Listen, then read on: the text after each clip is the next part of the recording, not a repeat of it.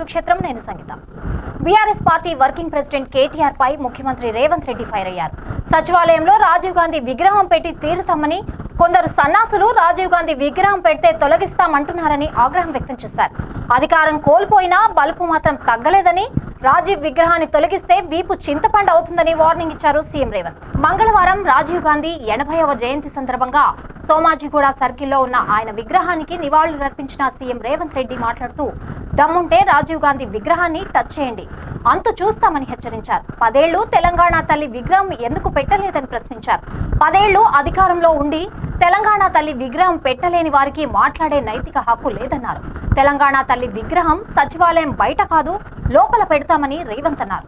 December 9 నాటికి తెలంగాణ తల్లి విగ్రహం పెడతామని స్పష్టం చేశారు. కేటీఆర్ తన తండ్రి విగ్రహాన్ని సచివాలయం ముందు పెట్టాలనుకుంటున్నారట. కేసీఆర్ సచ్చేదెప్పుడు, ఆయన విగ్రహాన్ని పెట్టేదెప్పుడు? మీ అయ్య తెలంగాణను 10 ఏళ్లు దోచుకున్నాడు, దొంగలకు సచివాలయంలో స్థానం లేదు అని రేవంత్ రెడ్డి దుయ్యబట్టారు.